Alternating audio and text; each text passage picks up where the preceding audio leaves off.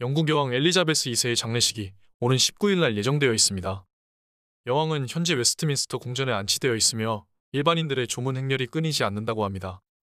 부드러운 외모와 그에 걸맞는 선행으로 많은 사람들에게 좋은 귀족의 표본이 되었던 엘리자베스 2세. 하지만 이러한 여왕의 생존 업적에 대해 비판의 목소리를 높이는 사람들이 많습니다. 엘리자베스 여왕은 무슨 잘못을 한 것일까요? 엘리자베스 여왕의 부고 소식과 더불어 미국 내에서 엘리자베스 여왕에 대한 부정적인 평가가 일어나고 있습니다. 대영제국 시절 아프리카와 아시아, 카리브해의 여러 섬나라들을 식민지화했던 야만스러운 역사가 있었기 때문입니다. 미국의 학자, 전직 외교관, 언론인들이 여러 미디어를 통해 여왕이 통치할 때 겪었던 수모와 고통을 기억해야 한다고 주장합니다. 수많은 사람들이 슬퍼하는 여왕의 부고 소식에 대영제국이 역사적으로 행했던 세계적인 착취와 그로 인해 국가들이 겪어야 했던 경제적, 사회적 파탄, 그 시민들이 겪어야 했던 수십 년에 걸친 고통에 대한 배상이 필요하다고 주장합니다. 비록 지금은 자유국가들이 되었지만 대영제국이 감행한 식민지화로 인해 지금까지 회복을 하지 못한 국가들이 많습니다. 하버드대 역사 교수 마야 자사노프가 뉴욕타임지지에 기고한 글에 따르면 여왕이 대를 이어 즉위하자마자 한 일이 케냐의 독립을 위해 싸우는 결사대 마오마오단을 소탕하는 것이었으며 반항하는 사람들을 가두는 정신교육대를 운영하였으며 수만 명의 죄 없는 사람들을 고문, 거세, 성범죄 등에 노출시켰다고 합니다. 이로 인해 영국 정부는 케냐 피해자들에게 2천만 파운드를 배상했습니다. 한국 돈으로 300억 원 이상에 해당합니다. 미국 코넬 대학 교수 무코마는 영국 여왕의 행실을 아름답게 미화하는 것을 비판했습니다. 그에 따르면 영국 여왕 통치하에 수백만 명의 목숨을 앗아간 것에 대한 충분한 사과와 보상이 이루어지지 않았음을 지적했습니다. 이외에도 많은 학자들이 영국 여왕 부고 소식에 영국 여왕을 기리는 행위를 비판했습니다. 캠브리지 대학교 고팔 교수에 따르면 영국 왕실이 행했던 식민지화를 바로 미국이 현재 배워서 그대로 다른 나라들에게 행하고 있다고 평가했습니다. 그에 따르면 소수에게 권력과 부를 집중시키고 나머지에게 소수를 숭배케 하는 전략을 사용한다고 했습니다. 버락 오바마 대통령 시절 정부 관료였던 리처드 스텐겔은 세계 30개국 이상을 식민지화한 영국 여왕을 무조건적으로 미화하는 것을 경계해야 한다고 이야기했습니다. 뉴욕대 법학 교수인 멜리사 머레이에 따르면 여왕의 부고로 인해 식민지주의의 피해와 그에 대한 보상, 그리고 연연방의 미래를 다시금 재고해봐야 한다고 합니다. 2세기에 걸쳐 영국의 지배를 받았던 인도는 더 이상 영국 통치를 받지 않음에도 정신적으로 독립해야 한다는 입장입니다. 인도에는 인도문이라는 유명한 건축물이 있습니다.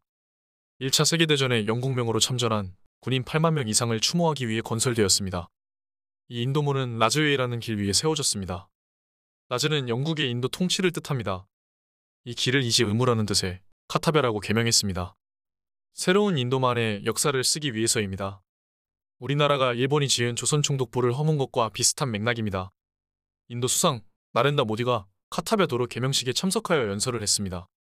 식민지 시대의 유물을 떨쳐내고 새로운 나라를 만들자는 내용입니다. 인도문 근처에는 영국의 과거 국왕 조지 5세의 석상이 세워져 있었습니다. 이 석상도 인도의 독립투사인 수바스 보스를 기리는 상으로 대체되었습니다. 여왕의 부고 소식에 슬퍼하거나 피 흘린 과거를 생각하며 화를 내는 사람들도 있었지만 대다수의 인도인들은 관심이 없었습니다. 인도의 유명 작가 카필 코미레디의 말을 인용하자면 현대 인도인들은 영국 왕실에 대해 전혀 관심이 없다고 합니다. 한때 영국은 인도를 현대화시켰다고 주장했지만 지금 인도의 경제력은 영국을 압도하고 있습니다. 카필 코미레디에 따르면 영국보다 인도가 경제적 이점이 더 많다고 합니다. 여왕 부고 후 인도 수상 모디는 예우를 표했으며 하루를 공휴일로 선포했습니다. 하지만 대다수의 인도인들은 1947년 인도 독립 이후에 출생하였기 때문에 크게 관심을 두지 않습니다. 젊은 사람이나 나이든 사람이나 인도인들은 자신들의 경제적 부흥에 자부심을 느끼며 왕족이 통치하는 군주제에 회의적입니다. 엘리자베스 여왕은 임기 중 인도에 3번 방문했습니다. 1953년 여왕 즉위 이후 1961년에 인도 수도 뉴델리를 방문해서 수백만 명의 사람들을 만났습니다. 그때 여왕을 영접한 사람들은 좋은 추억을 가지고 있었습니다. 하지만 여왕이 입은 옷이나 행색에 대한 관심이 있었을 뿐 다른 연결고리는 없었습니다. 지금은 시대가 달라졌기 때문입니다. 영국 왕실은 요즘 세대 인도인들에게는 그저 다른 유명한 연예인에 지나지 않습니다. 유명하니까 관심을 가지지만 그 이상의 영향력을 주지 않습니다. 새로 즉위한 왕 찰스 3세가 방문한다고 해도 큰 영향이 없을 것으로 예상합니다. 여왕이 가장 최근에 인도를 방문한 것이 1997년입니다. 이때는 논란이 좀 있었습니다. 수백 명의 비무장 민간인들이 대영제국군에 의해 살해당한 앙리차르 학살 사건 희생자들의 위령비를 방문했기 때문입니다. 많은 인도인들에게 영국 왕실은 혐오의 대상입니다. 대영제국 시절 자행한 끔찍한 폭력과 경제적 착취,그로 인한 기근. 가장 큰 상처는 영국이 인도를 통치할 여건이 되지 않자 빠르게 독립을 시키는 과정에서 인도와 파키스탄을 분리시켜 버린 것입니다. 영국은 인도인들을 쉽게 통제하기 위해 종교를 무기로 사용했습니다. 다른 종교를 가진 사람들끼리 분열을 조장했고 이를 정치에 적극적으로 활용했습니다. 종교를 대변하는 정치인들이 힘을 얻었고 결국 분열이 더 커졌습니다. 나중에 걷잡을 수 없을 정도로 이 분열이 커지자 영국은 이를 쉽게 해결하기 위해 그냥 땅을 갈라버린 것입니다.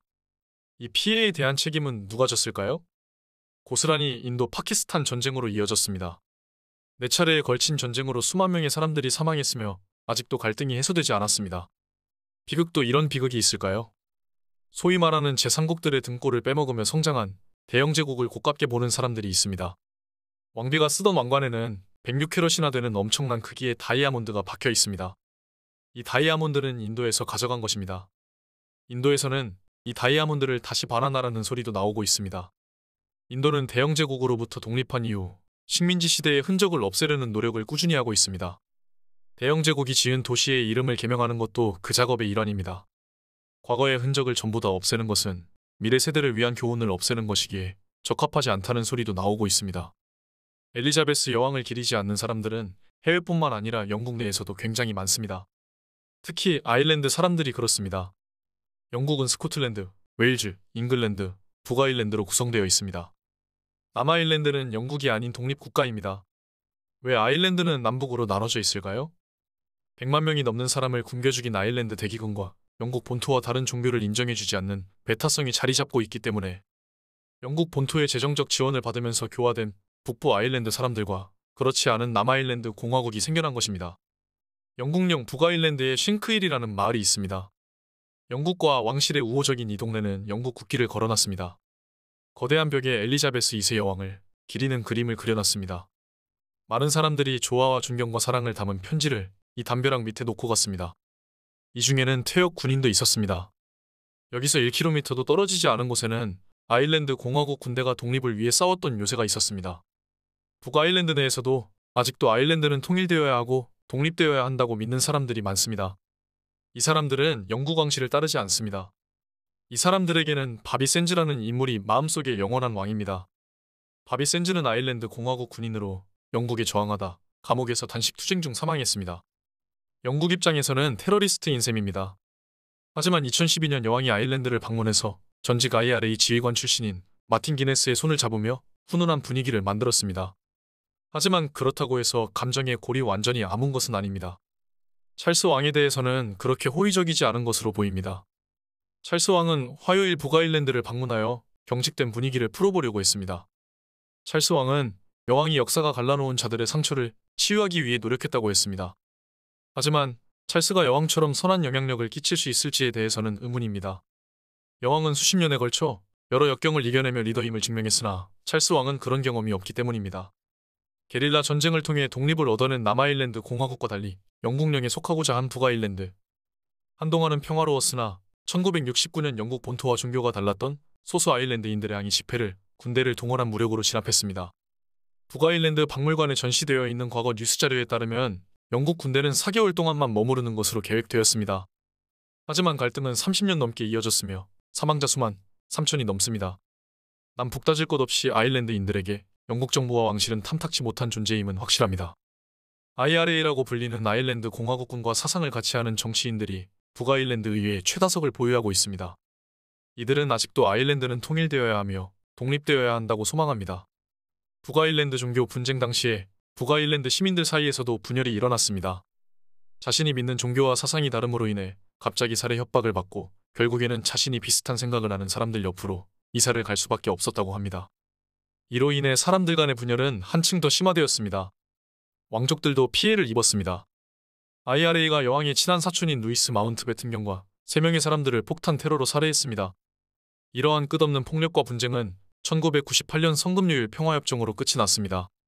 그로부터 20년이 더 지난 지금 아직도 북아일랜드 안에서는 종교에 따라 암묵적 지역으로 나누어져 있습니다. 그 가운데는 평화의 벽 혹은 평화의 선이라고 불리는 모순적인 경계가 나누어져 있습니다. 스코틀랜드가 2014년 독립을 요구하며 투표했던 사태가 있습니다. 웨일즈에서도 중앙집권 정부에 대해 회의적인 의견이 나오고 있습니다. 이렇게 영국 내에서는 새 왕의 즉위를 둘러싼 문제들이 숨어 있습니다. 새로운 왕 찰스의 어깨는 무겁습니다. 엘리자베스 2세 여왕의 좋은 점들만 답습하기를 바랍니다. 오늘의 소식은 여기까지입니다. 저는 다음에 더 호빵처럼 따끈한 뉴스를 가지고 오겠습니다. 잘 보셨다면 구독과 좋아요 부탁드립니다.